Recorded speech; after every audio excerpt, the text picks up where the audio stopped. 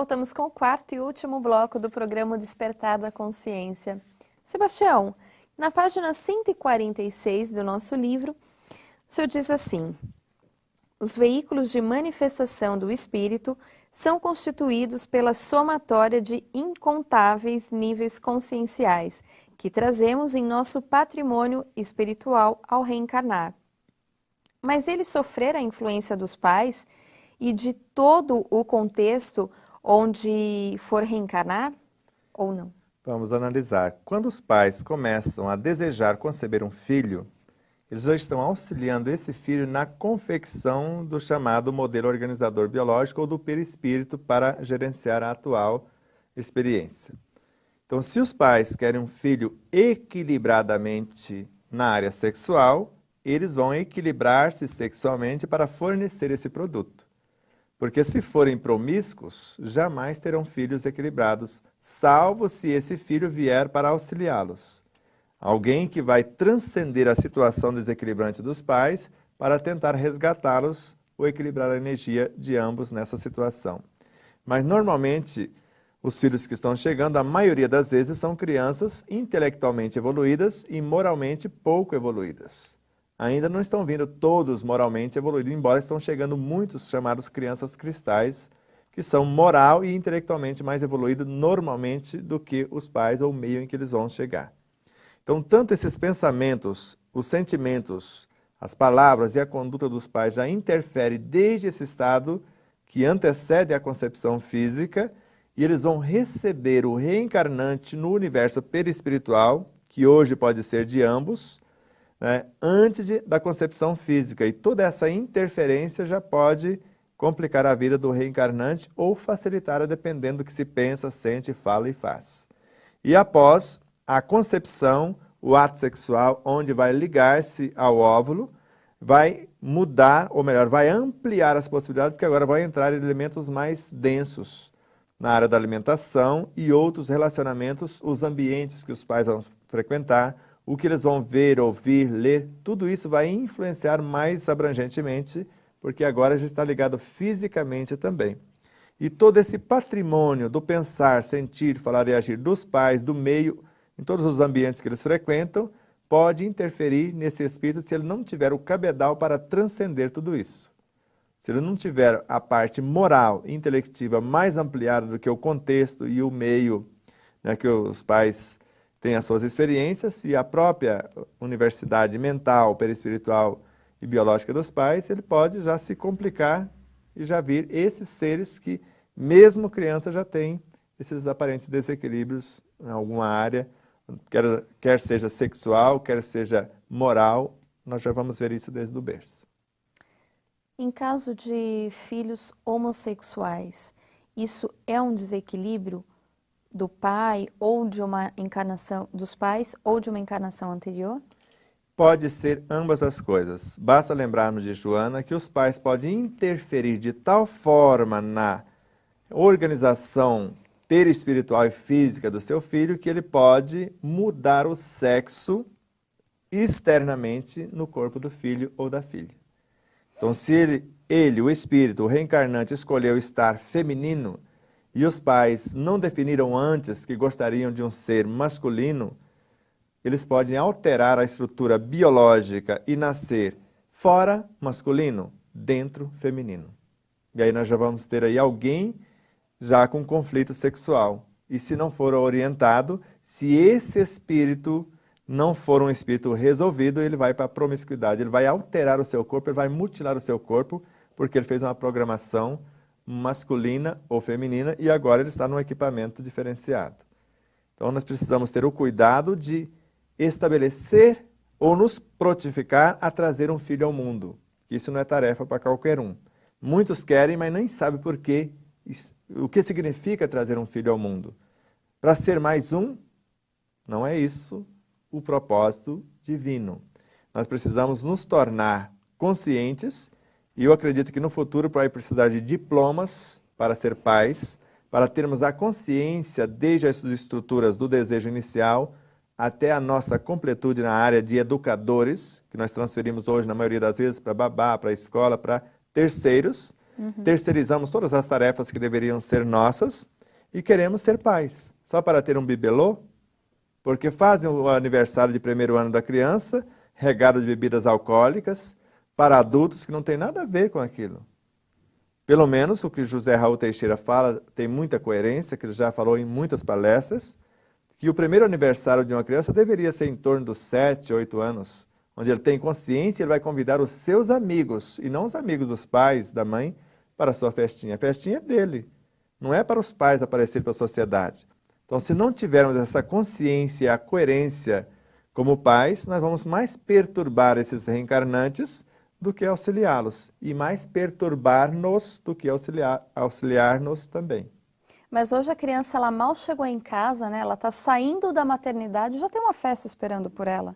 E ela nem sabe o que está acontecendo. Exatamente, a gente precisa repensar. É claro que vamos ter a alegria, mas não precisa ser lá o que chama, eu nem vou dar o nome porque é um nome tão estranho lá, que faz a festinha primeira, regada a bebidas alcoólicas. Pois é. Por que não um chazinho até sem açúcar?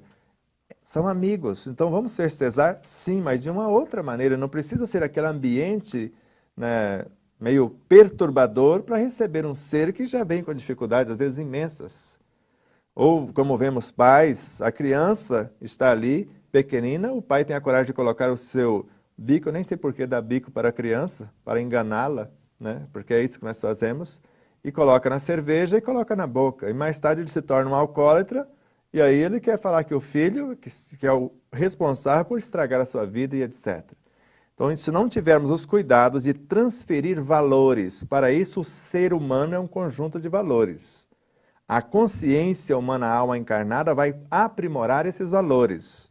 O laboratório no qual isso vai ser trabalhado é a personalidade, com a mente, com o seu eu individual, com o seu perispírito, o seu corpo físico, no entrelaçamento de almas, para que esses aprimoramentos, essas sublimações ocorram, para que quando ele se coloca na condição de ser um professor, um educador, para auxiliar o Cristo na condução desses seres que às vezes se perderam e agora se encontram fora do prumo, como nós falamos, precisando de harmonia em seu contexto, e agora, como pais, nós vamos gestá-los em nossos universos mentais, emotivos, perispirituais e físicos e transferir, né, pelo menos tendências amorosas, responsáveis, equilibrantes, para que eles possam, né, corrigir-se ou melhorar as suas condições de traumas de um passado recente ou remoto e transcender essas influências do meio e dos seus veículos de expressões e poder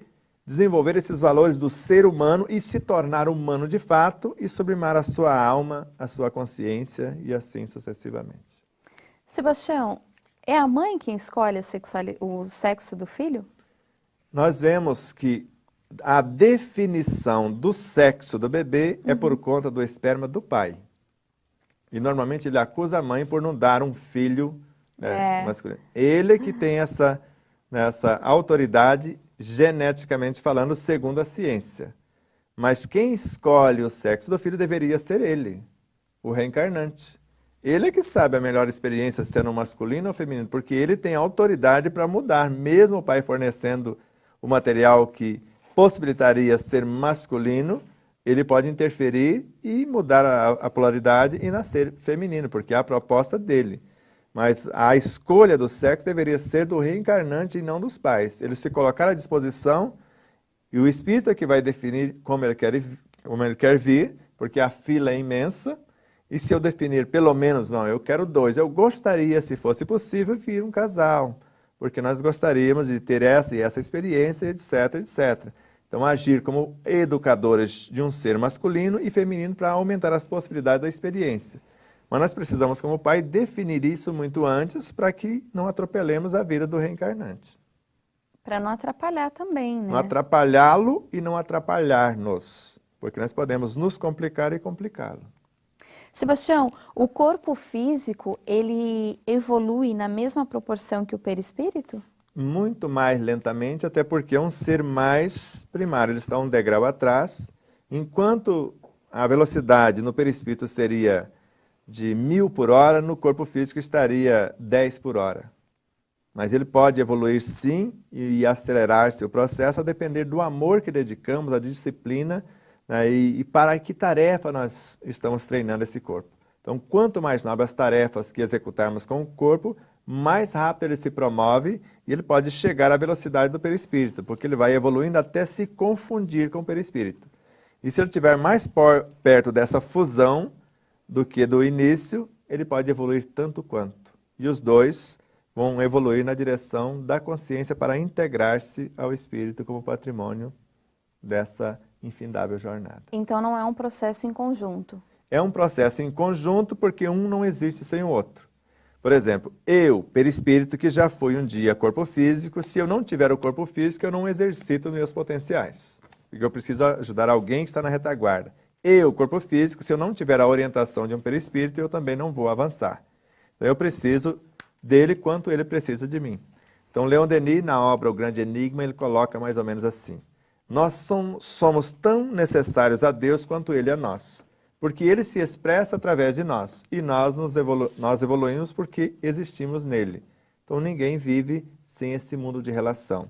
Se Deus expressa-se por meio de todas as formas, e todas as formas o representam, nós também precisamos valorizar esses dois universos e aproximá-los para que eles possam se amar mutuamente e se ajudar, né, permanentemente. Sebastião, quem ainda não adquiriu o livro O Despertar da Consciência do Átomo ao Anjo, que já está aqui, esse que está na minha mão é a terceira, mas já estamos na quarta, né? Na quarta edição. Quem quer adquirir, acessa qual site? www.odespertardaconsciência.com.br, tanto para ser um revendedor quanto o consumidor final. Mas o nosso telespectador pode adquirir nos grandes distribuidores pela internet também, se preferir, e em outras livrarias. Então peça a livraria mais próxima de você, se não o tiver, que o encomende, entre em contato conosco ou com os grandes distribuidores em todo o país. Mas ficaríamos felicíssimos se entrasse em contato conosco para podermos fazer chegar até você, tanto o livro quanto outros materiais que estão à sua disposição. Sebastião, muito obrigada por mais este despertar da consciência e do ser humano. Com certeza. Eu espero estar mais humanizados no próximo programa, porque vamos falar exatamente desse eterno transformismo. Então, até lá e muita paz. Muito obrigada a você de casa. Espero te encontrar no próximo programa. Um grande beijo.